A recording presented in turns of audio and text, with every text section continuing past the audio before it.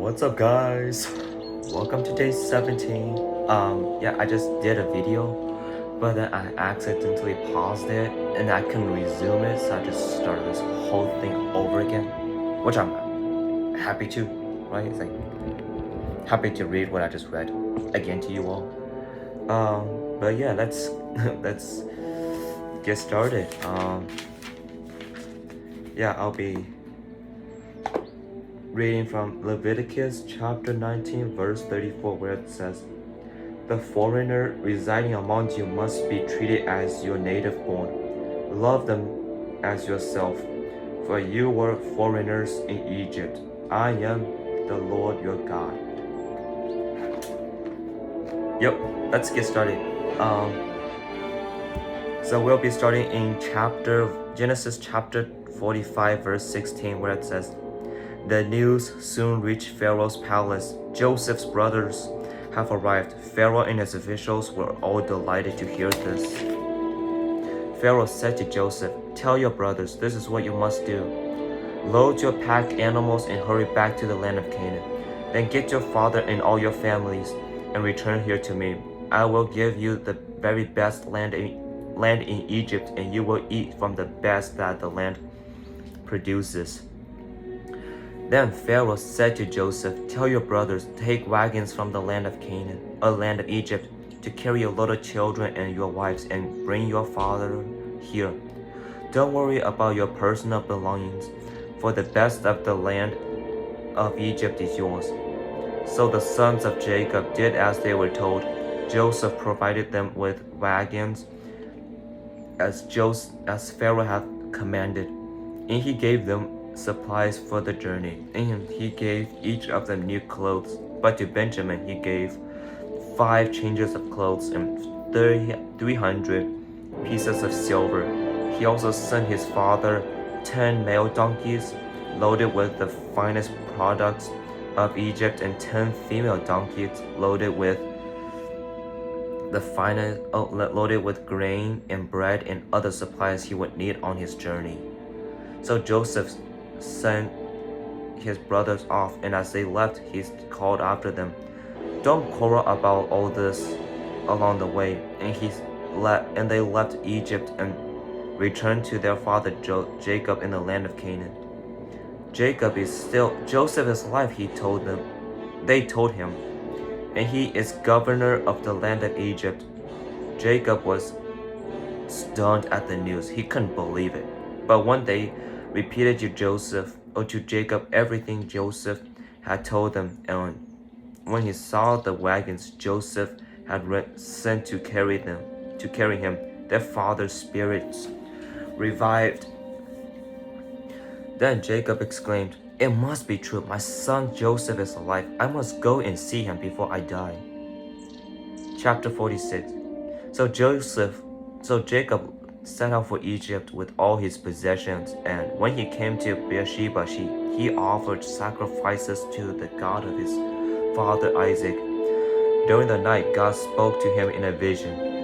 "Jacob, Jacob," he called. "Here I am," Jacob replied.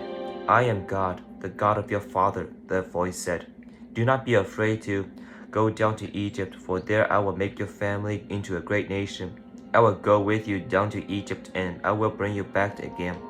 You will die in Egypt, but Joseph will be with you to close your eyes." So Jacob left Beersheba, and his sons took him to Egypt. They carried him and their little ones and their wives in the wagons Pharaoh had provided for them. They also took all their livestock and all the personal belongings they had acquired in the land of Canaan. So Jacob and his entire family went to Egypt, sons and grandsons, daughters and granddaughters, all his descendants. These are the names of Israel, the son of Jacob, who went to Egypt. Reuben, who was Jacob's oldest son. The sons of Reuben were Hanok, Palu, Hezron, and Carmi. The sons of Simeon were Jumal, Jamin, Ohad, Jachin, Zohar, and Shual. Shual's mother was a Canaanite woman. The sons of Levi were Gershon, Kahath, and Merari. The sons of Judah were Onan, Shelah, Perez, and Zerah. Though and Onan had died in the land of Canaan, the sons of Perez were Hezron and Hamul. The sons of Issachar were Tola, Paul, Jashub, and Shimron. The sons of Zebulun were Sarir, Elon, and Jaliah. These were the sons of Leah and Jacob who were born in Pada Aram, in addition to their daughter Dinah. The number of Jacob's descendants, male and female, through Leah was 33. The sons of Gad were Zephon, Haggai, Shani, Esbon, Eri, Erodai, and Ereli. The sons of Asher were Amni, Ishvi, and Beerah. Their sister was Sirah. Beerah's sons were Heber and Milchi. These were the sons of Zilpah, the servant given to Leah by her father Laban. The number of Jacob's descendants through Zilpah was 16. The number of the sons of Jacob's wife Rachel were Joseph and Benjamin. Joseph's sons, born in the land of Egypt, were Manasseh and Ephraim. Their mother was Asenath, daughter of Potiphar, the priest of On. Benjamin's sons were Bala, Becher, Ashbel, Gera, Naaman, Ehi, Rush, Numpum, Humpum, and Ard. These were the sons of Rachel and Jacob. The number of Jacob's descendants through Rachel was 14. The sons of Dan was Hashem. The sons of Naphtali were Jaziel, Gunai, Jezer, and Shillam. These were the sons of Bilhah, the servant given to Rachel by her father Laban. The number of Jacob's servant through Bilhah was 7. The total number of Jacob's direct descendants who went with him to Egypt, not counting his sons' wives, was 66. In addition, Joseph had 2 sons who were born in Egypt. So altogether there were 70 members of Jacob's family born in the land of Egypt. As they neared their destination, Jacob sent Judah ahead to meet Joseph and get directions to the region of Goshen. And when they finally arrived there, Joseph prepared his chariot and traveled to Goshen to meet his father Jacob. When Joseph arrived, he embraced his father and wept, holding him for a long time. Finally, Jacob said to Joseph, "Now I am ready to die, since I have seen your face again and know you are still alive." And Joseph said to his brothers and to his father's entire family, "I will go to Pharaoh and tell him, my brothers and my father's entire family have come to me from the land of Canaan. These men are shepherds and they raised livestock. They have brought with them their flocks and herds and everything they own." Then he said, "When Pharaoh calls for you and asks you about your occupation, you must tell him, 'We, your servants, have raised livestock with all our lives.'" as our ancestors have always done. When you tell him this, he will let you live here in the region of Goshen, for the Egyptians despise shepherds. Chapter 47. Then Joseph went to Pharaoh and told him, "My father and my brothers have arrived from the land of Canaan. They have come with all their flocks and herds and possessions, and they are now in the region of Goshen." Joseph took 5 of his brothers with him and presented them to Pharaoh. And Pharaoh asked his brothers, "What is your occupation?" Pharaoh, they replied, "We your servants are shepherds, just like our ancestors. We have come to live here in Egypt for a while, for there is no pasture from our flocks in Canaan. The famine is very severe there, so please we request permission to live in the region of Goshen." Then Pharaoh said to Joseph, "Now that your father and brothers have joined you here, choose any place in the entire land of Egypt for them to live. Give them the best land of Egypt. Let them live in the region of Goshen. And if any of them have special skills, put them in charge of my livestock too." Then Joseph brought in his father, Jacob, and presented him to Pharaoh. And Jacob blessed Pharaoh. "How old are you?" Pharaoh asked him. Jacob replied, "I have traveled this earth for 130 hard years, but my life has been short compared to the lives of my ancestors." Then Jacob blessed Pharaoh again before leaving his court.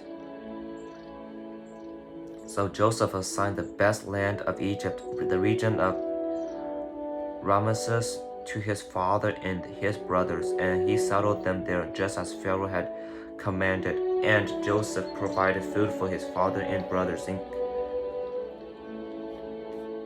in amounts appropriate to the number of their descendants, including the smallest children.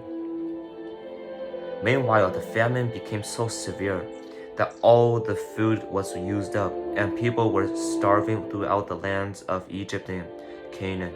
By selling grain to the people, Joseph eventually collected all the money in Egypt and Canaan, and he put the money in Pharaoh's treasury. When the people of Egypt and Canaan ran out of money, all the Egyptians came to Joseph. "Our money is gone," they cried. Please give us food, or we will die before your very eyes." Joseph replied, "Since your money is gone, bring me your livestock. I will give you in exchange for your livestock." So they brought their livestock to Joseph in exchange for food. In exchange for their horses, flocks of sheep and goats, herds of cattle and donkeys, Joseph provided them with food for another year. But that year ended, and the next year they came again and said, "We cannot hide the truth from you, my lord. Our money is gone, and all our livestock and cattle are yours. We have nothing left to give but our bodies and our land. Why should we die before your very eyes? Buy us and our land in exchange for food. We offer our land and ourselves as slaves for Pharaoh. Just give us grain so we may live and not die, so the land does not become empty and desolated." So Joseph brought all the land of Egypt for Pharaoh. All the Egyptians sold him their fields because the famine was so severe, and soon all the land belonged to Pharaoh. As for the people, he made them all slaves, from one end of Egypt to the other. The only land he did not buy was the land belonging to the prophets, to the priests. They received an allotment of food directly from Pharaoh, so they didn't need to sell their land. Then Joseph said to the people, "Look, today I have bought you and your land for Pharaoh. I will provide you with seed so you can plant the fields. Then, when you harvest it, 1/5 of your crops will belong to Pharaoh. You must keep the remaining 4/5 as seeds for yourselves. of field seed for your fields and as food for you, your household, and your remaining little ones. You have saved our lives, they exclaimed. May it please you, my lord, to let us to be Pharaoh's servants. Joseph then issued a decree still in effect in the land of Egypt that Pharaoh should receive 1/5 of all the crops grown on his land. Only the land belonging to the priests were not given to Pharaoh. Meanwhile, the people of Israel settled in the region of Goshen in Egypt. There they acquired property and they were fruitful, and their population grew rapidly. And I will conclude our time for today. But yeah, as we always do, we always go back to kind of dissect everything that we read today and stuff. And so yeah, right off the bat, the reason why I read Leviticus chapter 19 verse 34 is because of referring to Pharaoh's hospitality towards Joseph's family, how he welcomed them with open arms and wanted them to feel at home instantly. And hospitality is a really important thing to people back then, and it still are in parts of the world. But I just feel like in our country, hospitality, we don't view it. I mean, we still view it as important, but we don't like really honor good hospitality. It just feels like we just like, oh great, come in, welcome, make yourself feel at home. But yeah, I feel like there's more to hospitality than just providing them with food, providing them with a room, providing them with a bed to sleep in and stuff. And so yeah, but yeah, Pharaoh just shows how great hospitality, and how I felt like Pharaoh's and Joseph's relationship is really unique because of what Pharaoh did for Joseph by giving Joseph's family the best of the best products and land that Egypt could produce. Give those lands and stuff to Joseph's family. And I felt like Pharaoh has this mentality, has lived with this idea like, look at what Joseph did for us. He saved our lives. So let me repay him, right? But he never felt like it's enough. Like I felt like he always does things for Joseph to try to make up for all the things that Joseph did for his country and stuff.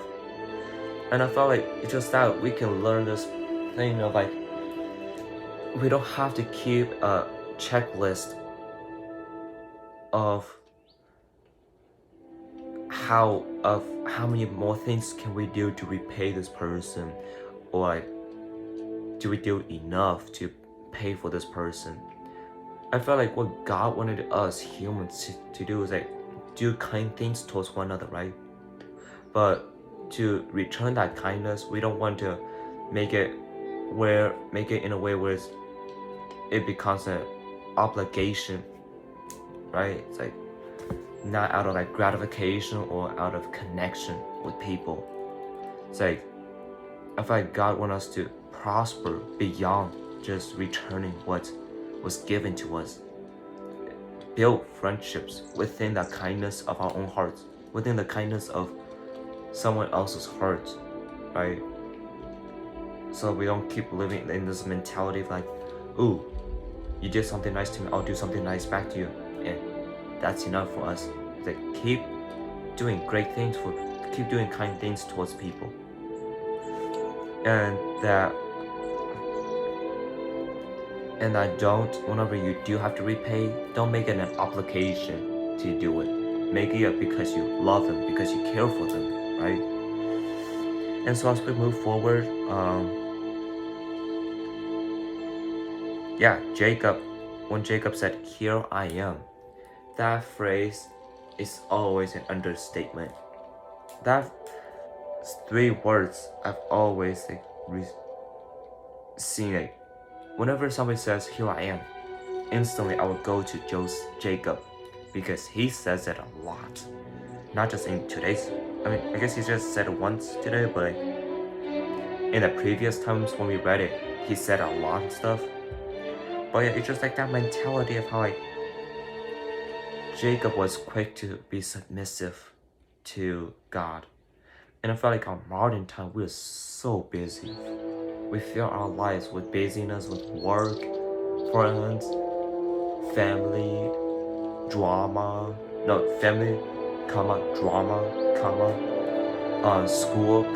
school, technology, electronics. It's like all of these distractions are distracting us away from from God's calling. It's like whenever I feel like sometimes when God calls upon us, we say, "Oh God, I don't have the time for this. I don't have the energy for this. I'm busy." It's like, if we live in that kind of mentality, we don't find the true meaning of peace, true meaning of intimate relationship with God, right? And it's like the whole thing's like, oh, we know God from afar, right? It's like, I don't have an intimate relationship with God. It's just like, I know who God is. I know like there's a God out in the universe. But I just want to challenge my Christian brothers and sisters of how like Christian is just the name. Being a Christian, that is just a name, right? It's just a name that people can use to either change the world for the better or for the worse. But at the end of the day, being a Christian doesn't matter, because what it really matters is, are you willing to submit your life to God, to have this intimate relationship with God, when God's been knocking on our hearts for however long it may be, and that are we willing to open that door within our hearts to say, "God, I have finally accepted you. I'm ready for you to come into my heart, into my life," right? It's like, it's cool to be Christian. It's cool to believe in Jesus in that. But what's the point of believing, right? What's the point of believing in God, in Jesus, but not willing to submit your life to Him? Not willing to have an intimate relationship with Him and stuff. And so, yeah, I really hope that we could be challenged by that. I'm challenged by that, because I've always worried about myself too much sometimes. And with that, I get distracted with the true meaning of life and stuff. And so yeah, may we be intentional with our decision of what we surround our daily life, what we do with our daily life. That may we set aside time each day to talk to God, to ask God to come into our hearts, to speak to us and things. And so yeah, oh yeah, also I felt like there gotta be a reconcile, I don't know how you say it. To like, Joseph's brother has to reconcile with their father for putting so much misery on Jacob, after lying to Jacob about Joseph's death and stuff. Because I don't think Jacob just said, "Ooh, well, I didn't believe that Joseph is alive, but okay, he's alive.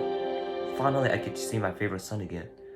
It's like, I don't think that's, obviously, that could have just well happened, but I feel like it's more of like an intimate thing that happened behind the scenes, behind these pages, that it obviously is not written in the Bible, that we can ourselves could imagine could have happened and stuff. Yeah, it just feels like whenever we did something as wrong as what Joseph's brother did to Jacob, that we have to be the ones to initiate, to apologize, to say what we did is wrong. and to have the heart of wanting to change. It's one thing to say, I'm sorry, but not change. It's like, you might as well just not say sorry at all, because actions matter just as much as words, as I would say. It's like, so yeah, as we move forward, God has blessed Jacob with the original 17 members of his family, including him, because of Ham for like Jacob himself, then his 4 wives, well, technically 2, but since it's like he married to 2 of them, and then his 12 sons, and so that will all add up to 17, and how like from that God blessed everyone through these kids.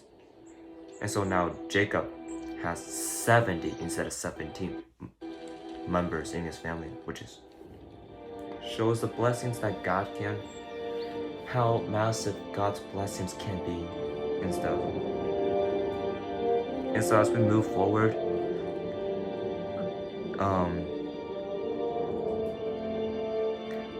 Joseph, I would have like that scene, the scene of Joseph and Jacob seeing each other again has to be emotional.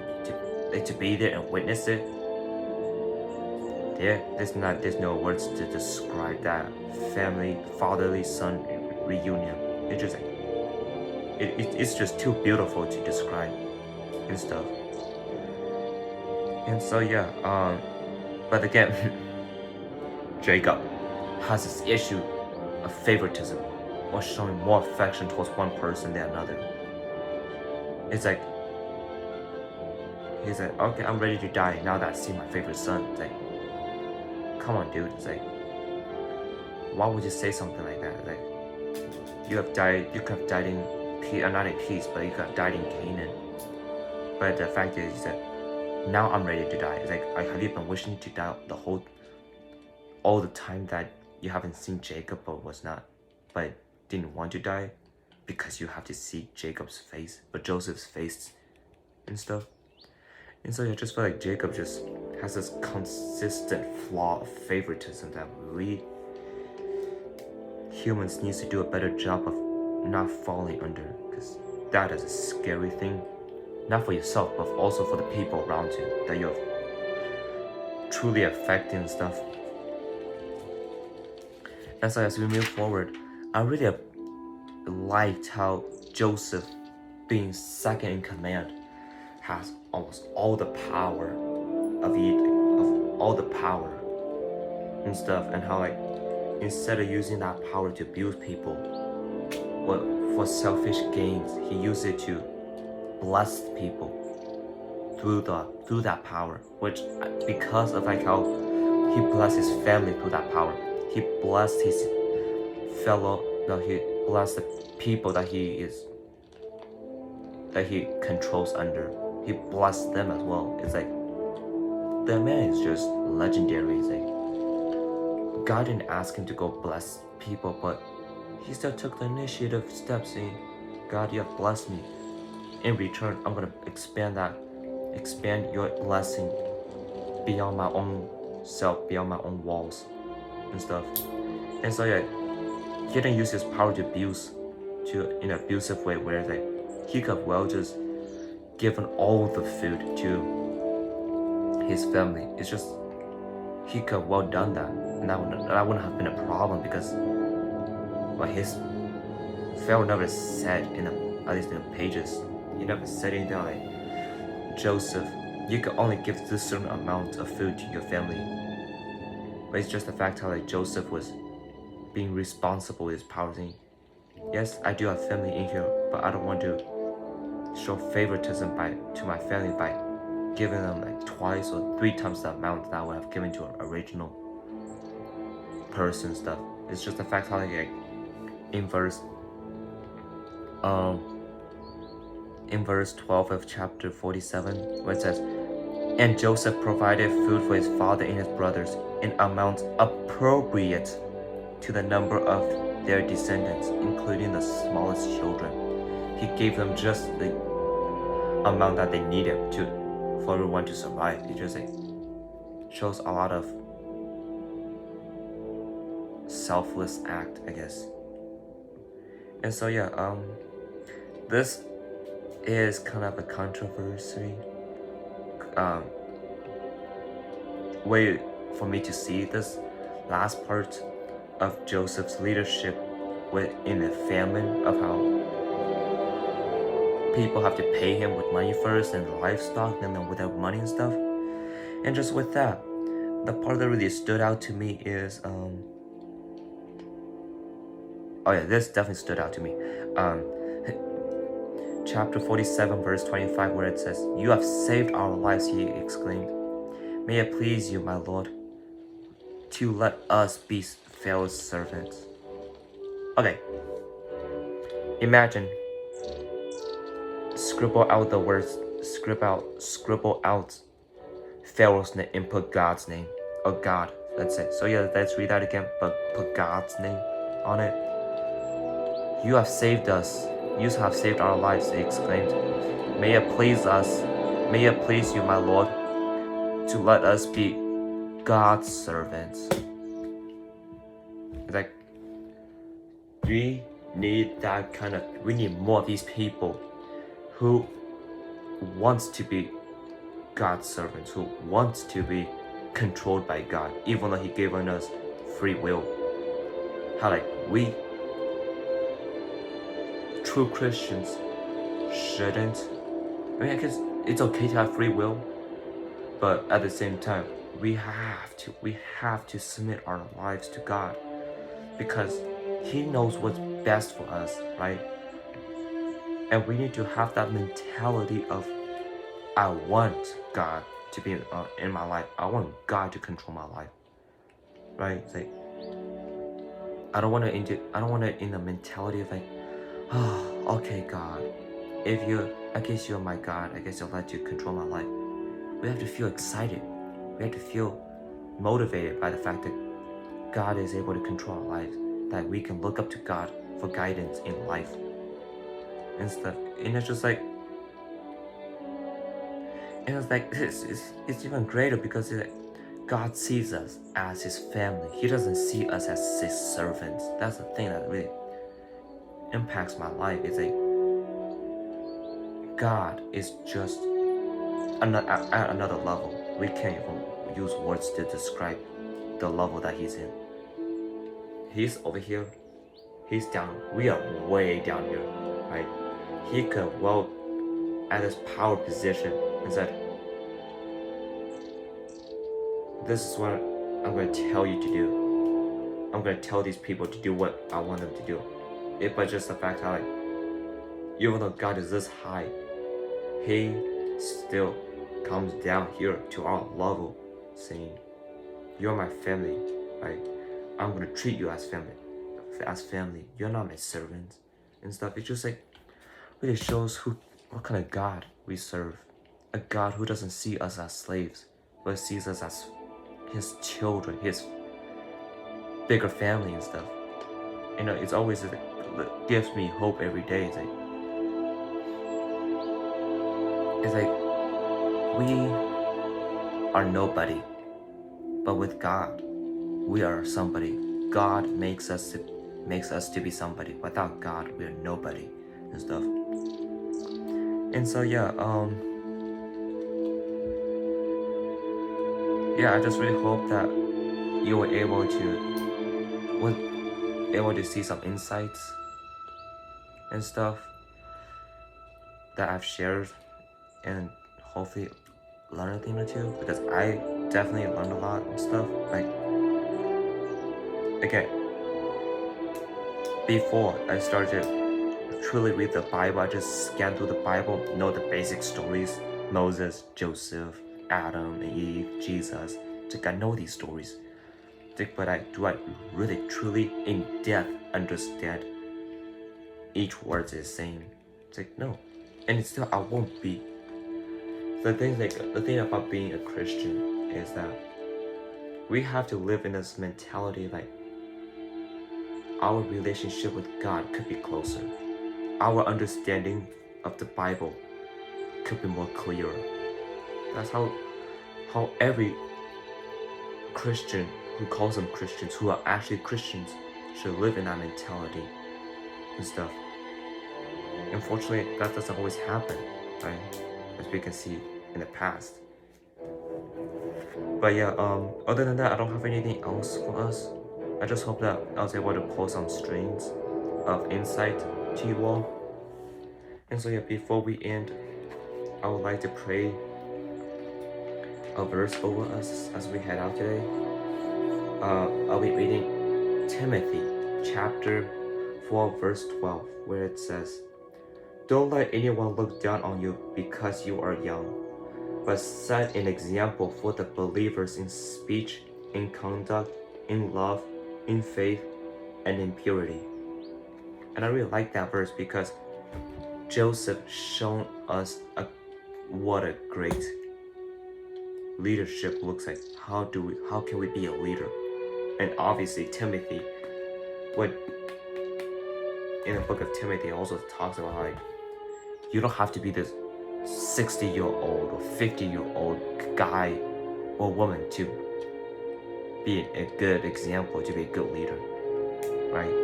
Your age doesn't matter. It's all about the mind and the mentality and your character that matters. That's gonna show the kind of leader that you are. And so I hope that you are able to pick up some of the characteristics from each of the characters that we have read, with Joseph, Pharaoh, Jacob, everybody in today's story. I hope that you're able to pick up some of the leaderships that you may have heard and stuff, that you may be able to apply their leadership into your own life, into your own life, and also into my own life. And so other than that, nothing else. And so may you walk with God today.